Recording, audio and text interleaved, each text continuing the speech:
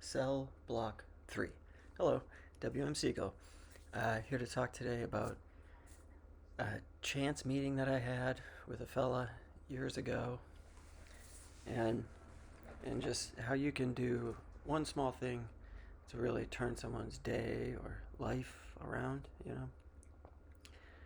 This is probably 2010 maybe, and I was working in a city in Boston, and I used to go to this one bar. It was my watering hole when I lived in that particular neighborhood. It was called Daisy Buchanan's.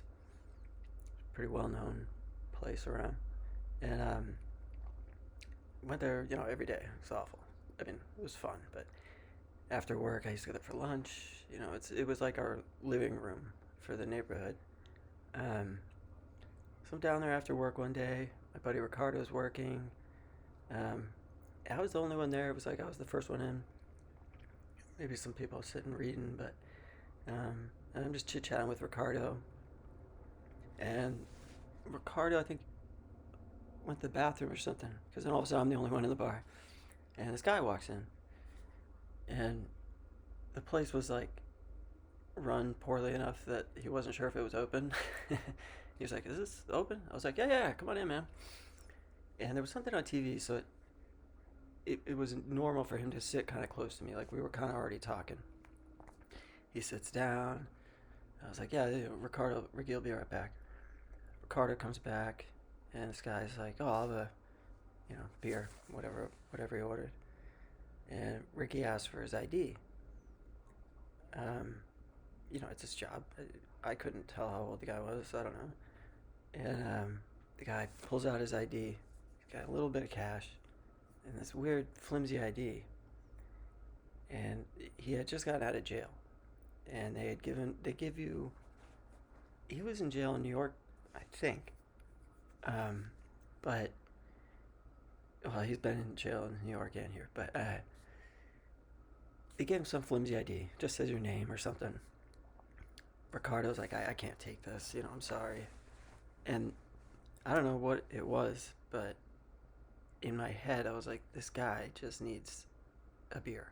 I was like, no. I was like, Ricky, I know this guy. I had quite a night with him 2 nights ago over at whatever. He's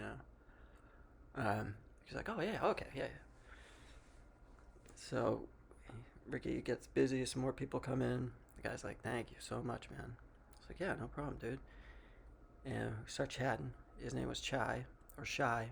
He's called him Chai, but he was from Chicago originally, so that's not his real name, but we just called him Shy, or Shy Town. And I got to know him over that afternoon. We had a few drinks. Went outside, smoked a few cigarettes. He's like, "You smoke weed?" I was like, "Fuck yeah!" Smoked him up. I lived like around the corner.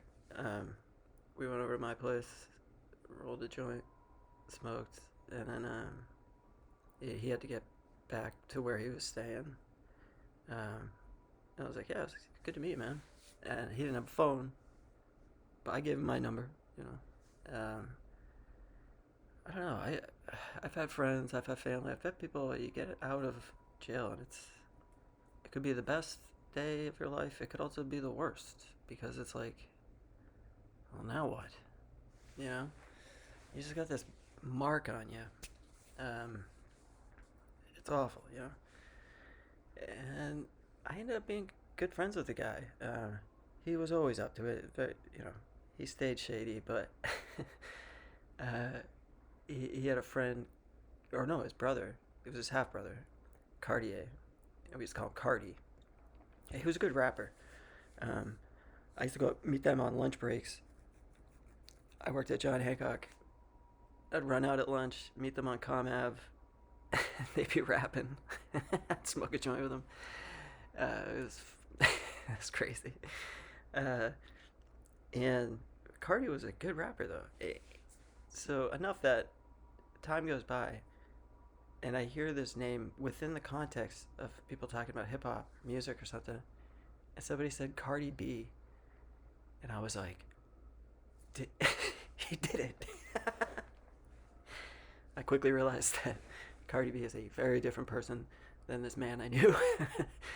uh, both very talented, but uh, and it was just what a great little slice of of of my life there, where I got to hang out with these guys I never would have met, um, and I always helped out Chai whenever I could. He ended up getting together with the girl. Uh, she had a baby. They were living with her mom, and it was making ends meet. Whatever. It was fine. They had a place. It was big, it was bigger than my place.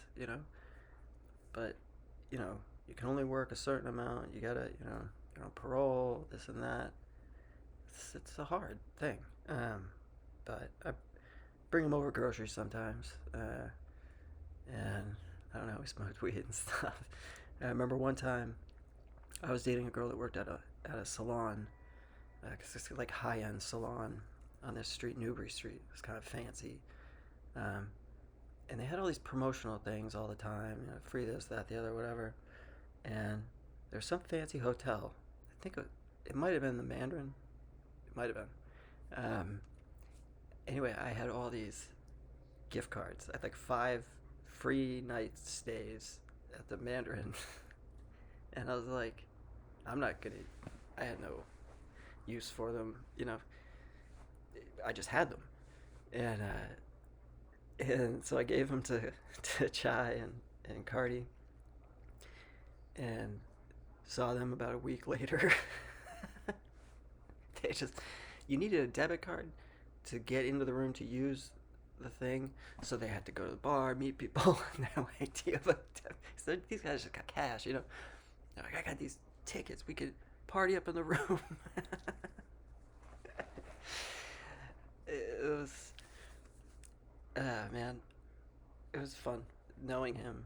I don't know where he's at now. I think about him a lot. Moved out of the city. Um, numbers change. I think he went back in for a little bit for a fight with some guy. It wasn't nothing gross.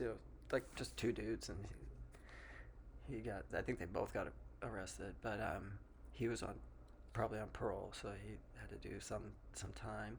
But I don't know.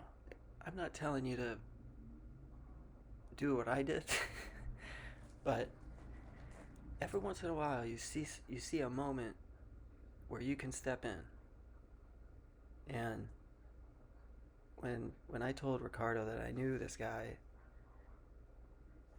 it made his first day out, or first day or two out, much different than it would have been, because I'll tell you what, Daisy's was the only place where that ID was gonna maybe work. So I don't know. So then he ends up stealing something just because he needs a drink. Trouble for that. All this stupid stuff could have happened. But instead, I just, you just stick your neck out. You're like, I know the guy, whatever. I mean, sure, alcohol was involved. I don't drink anymore. I wouldn't advise that. I probably would have said, I'll buy you a burger. But I still would have wanted to talk to the guy and have a smoke with him. I just have this empathy for that kind of thing. I know I struggle so much with stuff that people have preconceived notions about who you are, what you're up to, and it just sucks. And I say that as a white guy, so I dug my own hole. I had 2 DUIs in my life. Over 10 years ago. One when I was 18, one when I was 29. When I was 29, it was like a month after my dad died. And now I'm 44. It's like, and it still follows you forever. It doesn't go away unless you're rich and you have family that. But if you're on your own, there's nobody looking out for you. So you gotta look out for one another. I saw him. I saw myself, and it was I don't know. And then we had a friendship. I met his little baby. I hope they're okay. I don't know. I know where they lived. I think about sometimes taking the train in and I don't know, walking by. 'Cause I don't have anyone's phone number anymore. Over 15 years ago. But if you see someone going through it, you usually have a good gut feeling about what's going on. He wasn't trying to lie. I knew how old he was, over 21. His story checked out. It was all true. It's just that the truth of his story wasn't enough for him to just sit down in a place and feel civil, you know. Um, so jump in there and give someone dignity if you think they're not getting it, you know. All right. Love you. Bye.